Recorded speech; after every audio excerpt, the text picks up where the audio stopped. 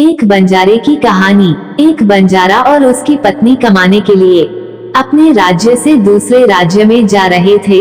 जब वह दूसरे राज्य की सीमा में पहुंचे तो उन्हें रास्ते में कुछ डाकू मिल गए और उन डाकुओं ने उस बंजारे और उसकी पत्नी के पास जो कुछ भी था वो सब कुछ लूट लिया और इस तरह बंजारा और उसकी पत्नी को डाकू ने भिखारी बना दिया।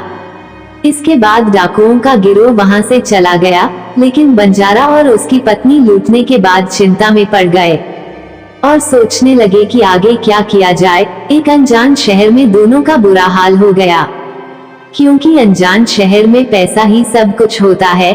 बंजारा अपनी पत्नी को लेकर अनजान शहर की तरफ बढ़ने लगा। उसे यह चिंता खाई जा रही थी कि अब मैं व्यापार करूं तो कैसे। वो इसी चिंता में चला ही जा रहा था कि उसे नगर के बाहर एक साधु की कुटिया दिखाई दी। वो बंजारा अपनी पत्नी को लेकर कुटिया की तरफ चल दिया। जब वो कुटिया के पास पहुंचा तो उसे वहां एक साधु मिला जो अपने शिष्यों को प्रवचन दे रहे थे। साधु को देखकर बंजारा सोचने लगा, क्यों ना साधु को अपनी समस्या बताऊं, शायद यह मेरी समस्या का कुछ समाधान कर दे।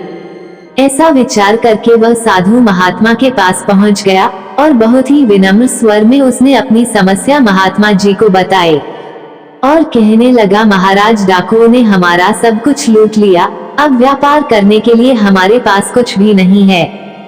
यदि आप किसी तरह मेरी पत्नी को किसी सेठ के पास गिरवी रखवाकर मुझे कुछ पैसे दिलवा दो तो आपकी बड़ी कृपा होगी। जब साधु ने बंजारे की बात सुनी तो साधु को उस व्यापारी पर दया आ गई। साधु ने अपने परिचित सेठ के बारे में बताया और उसके पास भेज दिया। बंजारा अपनी पत्नी को लेकर उस सेठ के पास पहुंच गया और सेठ से हाथ जोड़कर कहने लगा, सेठ जी, मुझे कुछ पैसों की आवश्यकता है। मेरे पास गिरवी रखने के लिए और तो कुछ नहीं है, बस मेरी पत्नी है। आप मेरी पत्नी को गिरवी रखकर मुझे कुछ पैसे दे दीजिए। मैं उन पैसों से व्यापार करके जल्दी ही आपकी रकम ब्याज सहित वापस कर दूंगा और अपनी पत्नी को आपसे छुड़ा लूंगा। तब तक मेरी पत्नी आपके दिए हुए पैसों में आपके पास गिरवी रहेगी। सेठ ने जब बंजारे की बात सुनी तो वह पैसे देने के लिए तैयार हो गया और पैसों के बदले में व्यापारी की पत्नी को अपने पास गिरवी रख लिया। बंजारा सेठ के पास अपनी पत्नी को गिरवी रखकर और सेठ से कर्ज लेकर व्यापार करने के लिए चला गया। बंजारे ने उन रुपयों से प्याज का व्यापार शुरू कर दिया। वो सस्ते दामों में किसानों से प्याज को खरीदता और दूसरे जरूरतमंद लोगों को महंगे दामों में बेच देता था। इस प्रकार बंजारे ने उन पैसों से बहुत ही कम समय में खूब धन अर्जित कर लिया। अब बंजारा सेठ के पास पहुंचकर कहने लगा, सेठ जी, आप अपना हिसाब करके मुझसे रुपए ले लीजिए और मेरी पत्नी को मुझे वापस लौटा दीजिए। ये सुनकर सेठ ने कहा, भाई, क्या बताऊं, आज से 2 महीने पहले की बात है। तुम्हारी पत्नी अचानक बीमार पड़ गई और बीमारी के कारण तुम्हारी पत्नी की मृत्यु हो गई। मैंने तुम्हारी पत्नी का बहुत ही इलाज करवाया, अच्छे से अच्छे वैद्य को दिखाया, लेकिन मैं फिर भी तुम्हारी पत्नी को नहीं बचा सका। बंजारे ने जब उस सेठ के मुंह से यह सुना तो बहुत दुखी हो गया। फिर थोड़ा धीरज बांधकर सेठ से बोला, सेठ जी, जो होना था वो तो हो चुका है। शायद मेरे नसीब में ही ऐसा लिखा हुआ था। वह मेरे साथ रहती तब भी आयु पूरी होने पर उसे मरना ही पड़ता। होने को कौन टाल सकता है। फिर भी आप अपने पैसे मुझसे ले लीजिए ताकि मुझे इस बात का संतोष हो जाए कि मैंने अपना कर्ज चुका दिया है और अपनी पत्नी को गिरवी रखने के कलंक से खुद को बचा लिया है। बंजारे की बात सुनकर वह सेठ बोला, नहीं भाई, अब मैं तुमसे पैसे कैसे ले सकता हूँ। जब मैं तुम्हारी अमानत ही तुम्हें नहीं लौटा सकता तो अपना कर्ज वापस लेने का मुझे कोई हक नहीं है। बंजारे ने बार बार सेठ से अपना कर्ज वापस लेने का आग्रह किया, परंतु सेठ नहीं माना। फिर उदास भाव से बंजारा वहां से निकला तो रास्ते में फिर उस स्थान पर पहुंच गया जहां पर उन्हें साधु महात्मा पहली बार मिला था। हमेशा की तरह साधु महात्मा चबूतरे पर बैठे हुए अपने शिष्यों को प्रवचन दे रहे थे। बंजारा भी मन की शांति के लिए वहीं जाकर बैठ गया और साधु महात्मा के प्रवचन सुनने लगा। साधु महात्मा ने जब बंजारे को देखा तो उसे पहचान लिया और उसका हालचाल पूछने लगा। बंजारे ने पूरा घटनाक्रम महात्मा को बता दिया। महात्मा एक सिद्ध पुरुष थे। बंजारे की बात सुनकर साधु ने कहा, भाई उस सेठ ने तेरे साथ धोखा किया है। तेरी पत्नी निश्चित रूप से जीवित है। तेरी पत्नी को उस सेठ ने अपने घर में छुपा लिया है। अब ऐसा कर यहाँ के राजा के पास चला जा और राजा के दरबार में जाकर प्रार्थना करना कि राजा साहब मेरी पत्नी को सेठ से दिलवा दो, क्योंकि इस नगर का राजा बहुत ही बुद्धिमान व्यक्ति है। वह निश्चित ही तेरी पत्नी को उस सेठ पर जोर डालकर दिलवा देगा। दरबार में ही तुम्हारा फैसला होगा। साधु महात्मा की बात मानकर बंजारा राजा के दरबार में पहुंच गया और राजा के दरबार में पहुंचकर राजा से गुहार लगाने लगा कि महाराज मेरी पत्नी को सेठ से मुझे दिलवा दीजिए। राजा ने सेठ को बुलाया और पूछा, क्या ये बात सच है कि बंजारा कुछ रुपए के बदले में अपनी पत्नी को तुम्हारे पास गिरवी रख कर गया था?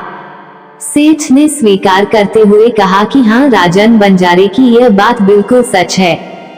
राजा ने फिर कहा, तुम इसकी पत्नी को क्यों नहीं लौटा रहे हो? राजा की बात सुनकर सेठ बोला, कैसे लौटाता? महाराज मैंने इस बंजारे को बता तो दिया कि आज से 2 महीने पहले इसकी पत्नी की मृत्यु हो चुकी है।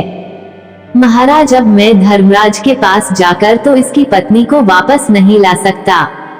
राजा ने पूछा, कोई गवाह है तुम्हारे पास जो इस बात की पुष्टि कर दे कि इसकी पत्नी की मृत्यु हो गई है?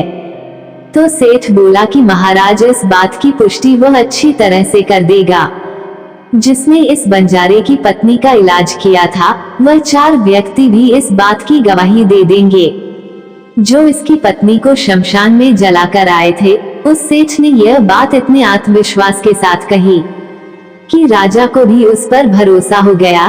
तब राजा ने बंजारे से कहा, अगर तुम्हारी पत्नी जीवित होती तो हम तुम्हें अवश्य दिलवा देते, अब तो हमारी भी मजबूरी है। इस प्रकार राजा ने बंजारे को समझाकर वापस भेज दिया। बंजारा फिर से साधु महात्मा के पास पहुंच गया और जो कुछ दरबार में राजा और सेठ ने कहा वह सारी बातें साधु महात्मा को बता दी। ये सब सुनकर महात्मा ने कहा, मैंने राजा को इतना विवेकहीन नहीं समझा था। मुझे दुख है कि उसने तुम्हारे साथ न्याय नहीं किया।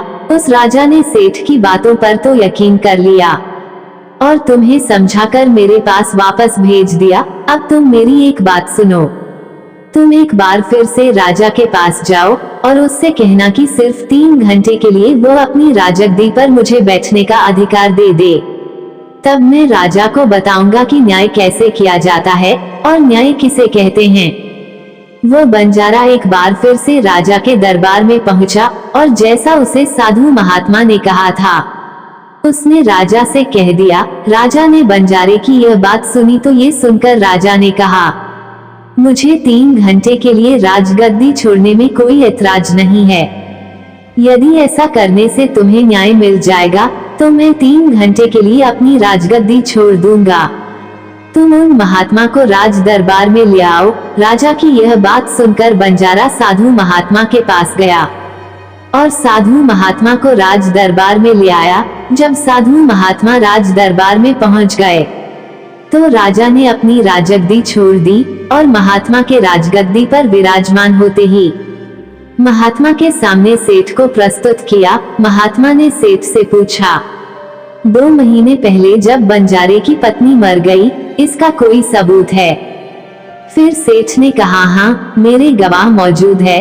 फिर राजा बने साधु महात्मा के आदेश पर सेठ के गवाह पेश किए गए। सबसे पहले साधु ने उस वैद्य को बुलाया जिसने बंजारे की पत्नी का इलाज किया था।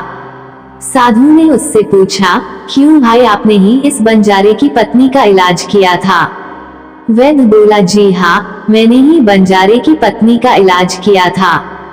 वैद्य की बात सुनकर साधु बोला, अच्छा वैद्य जी मुझे ये बताओ कि तुम बंजारे की पत्नी का इलाज करने के लिए सेठ के घर जाते थे या फिर बंजारे की पत्नी इलाज करवाने के लिए तुम्हारे पास आती थी? राजा बने साधु महात्मा की बात सुनकर वैद्य राजा से बोला, महाराज, सेठ जी मेरे पास स्वयं आकर दवा ले जाते थे। साधु बोला, यानी तुम विश्वास के साथ यह नहीं कह सकते कि वह दवा सेठ बंजारे की पत्नी के लिए ही ले जाता था या फिर किसी और के लिए? साधु की बात सुनकर वह वैद्य बोला, ये बात मैं यकीन के साथ नहीं कह सकता कि सेठ जी किसके लिए दवाई ले जाते थे, लेकिन सेठ जी मुझसे दवाई जरूर ले जाया करते थे। वैद्य की बात सुनकर वह साधु बोला, इसका मतलब तो यही हुआ कि तुम मरीज को बिना देखे ही दवाइयां दे देते हो। ये तो बहुत ही गंभीर मामला है। तुम दवा के स्थान पर किसी को जहर भी तो दे सकते हो, और हो सकता है तुम्हारे द्वारा दिए हुए जहर से ही इस बंजारे की पत्नी की मृत्यु हुई हो गई हो। साधु की यह बातें सुनकर वैद्य का चेहरा डर के मारे पीला पड़ने लगा और वह भरे स्वर में बोला, नहीं हुजूर, ऐसा हरगिज नहीं हो सकता। मैं अपने किसी मरीज को दवा के बदले जहर क्यों दूंगा, और इस तरह से तो मेरी सारी प्रतिष्ठा दल में मिल जाएगी। वैद्य की बात सुनकर वह साधु महात्मा बोला, अब तो तुम ऐसा ही कहोगे। मैं तुम्हें अपने कर्तव्य के प्रति लापरवाही करने के लिए और एक मरीज के जीवन से खिलवाड़ करने के अपराध में 50 कोड़े लगाने का आदेश देने जा रहा हूँ। इसके साथ ही तुम्हारा मुंह काला करके सारे नगर में भी घुमाया जाएगा। अब तुम सोच लो, सच बोलोगे या फिर मैं सैनिकों को तुम्हें गिरफ्तार करने का आदेश दूं। ये सुनकर वैद्य का शरीर कांपने लगा और वह साधु के चरणों में जा गिरा और बोला, हुजूर मुझे माफ कर दीजिए। मैं स्वीकार करता हूँ कि मैंने सेठ के बताए किसी भी मरीज का कोई इलाज नहीं किया। सेठ ने तो मुझे 1000 रुपये दिए थे और कहा था यदि गवाही की आवश्यकता पड़े तो ऐसा कहकर उसके पक्ष में गवाही दे दूं। बस मेरा इतना ही अपराध है कि मैंने लालच में आकर इस सेठ का प्रस्ताव स्वीकार कर लिया। राजा बने साधु महात्मा ने कहा, कुछ भी हो, आपने अपराध तो किया ही है, इसलिए मैं तुम्हें झूठी गवाही के इल्जाम में 10 कोड़े लगाने का आदेश देता हूँ। साधु महात्मा के आदेश का राजा के सैनिकों ने तुरंत ही पालन किया और सैनिकों ने तत्काल ही वैद्य को पकड़ लिया और भरे दरबार में उसे कोड़े लगाने लगे। पहला कोड़ा लगते ही वह जोर से चिल्ला पड़ा और कहने लगा, महाराज मुझ पर रहम कीजिए, मैं मर जाऊंगा। हर कोड़े के साथ उसके गले से करुणामय आवाजें निकलने लगी। वैद्य के साथ ऐसा होते हुए देखकर सेठ के गवाह के तौर पर बुलाए गए। उन चारों व्यक्तियों के कलेजे कांप गए जिन्होंने बंजारे की पत्नी को शमशान ले जाकर जलाने की बात कही थी। अब बारी उन चारों गवाहों की आई। साधु महात्मा ने उनसे पूछा कि तुम लोगों का कहना है कि तुम चारों ने इस बंजारे की पत्नी का शव ले जाकर शमशान में उसे जलाकर आए थे। मुझे ये बताओ कि अंतिम संस्कार से पहले जब मृत शरीर को स्नान कराया जाता है, फिर उसे कफन में लपेटकर धरती पर रखा जाता है, स्नान के दौरान क्या तुमने उस स्त्री का मृत शरीर देखा था? ये सुनकर उस सेठ के चारों गवाह कहने लगे, नहीं हुजूर, उसका मृत शरीर तो हमने देखा ही नहीं था। जब सेठ जी ने अर्थी तैयार कर ली थी, उसके बाद ही हम उसे शमशान में ले गए और उसे जलाकर आए। उन चारों गवाहों की बात सुनकर वह साधु महात्मा बोला, और तुमने ये जानना भी उचित नहीं समझा था कि उस अर्थी में कोई मृत मनुष्य लेटा है या कोई जीवित व्यक्ति? कहीं ऐसा तो नहीं किसी जहरीले पदार्थ से बेहोश व्यक्ति उस अर्थी में लेटा हो और उसे तुम शमशान में ले जाकर जलाकर आ गए हो? ये तो एक बहुत ही गंभीर अपराध है। इसके लिए तुम लोगों को मृत्यु दंड की सजा दी जा सकती है। वह चारों गवाह है वैद्य की पिटाई देखकर पहले से ही भयभीत थे। जब उन्होंने साधु महात्मा के मुख से मृत्यु दंड की बात सुनी तो उन सभी के हाथ पांव मानो बिल्कुल ही ठंडे पड़ गए हो। जैसे ही साधु महात्मा ने सेठ की तरफ देखा तो सेठ का चेहरा बाहर से काला पड़ गया। साधु ने सेठ से कहा, सेठ जी, तुम्हारे 5 गवाहों की तो पहले ही हवा निकल गई है। अब तुम बताओ कि किसी की इच्छा के विपरीत किसी की पत्नी को जबरदस्ती घर में रखने के अपराध में तुम कौन सी सजा पाना पसंद करोगे? साधु महात्मा की बात सुनकर सेठ का चेहरा एकदम से सफेद पड़ गया।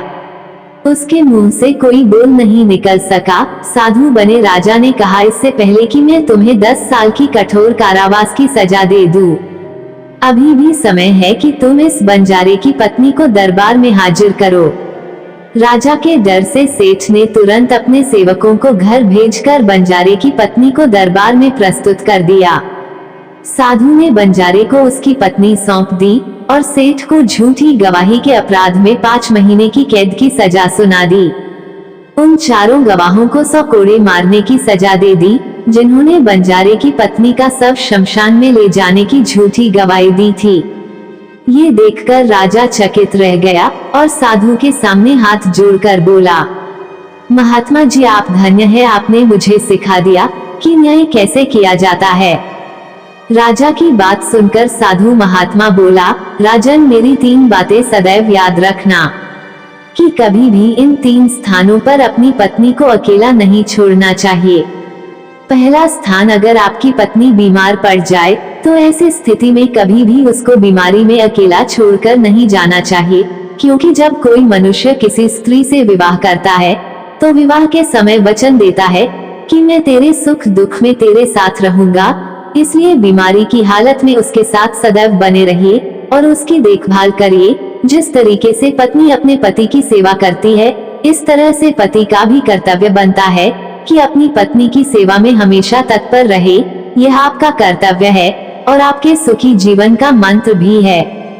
दूसरा स्थान, अगर आपकी पत्नी पर कोई झूठा लांछन लगाता है तो ऐसी स्थिति में सदैव तुम्हें उसके साथ खड़े रहना चाहिए, क्योंकि एक लड़की अपने माता पिता का घर इसी आस में छोड़कर आती है कि मेरा पति मेरी भावनाओं को समझे और हर परिस्थिति में मेरा साथ देगा। इसलिए दुनिया वाले उस पर कोई झूठा दोष लगा रहे हैं तो आपको अपनी अर्धांगिनी के साथ खड़े रहना चाहिए। ऐसे समय में उसको कभी भी अकेला नहीं छोड़ना चाहिए।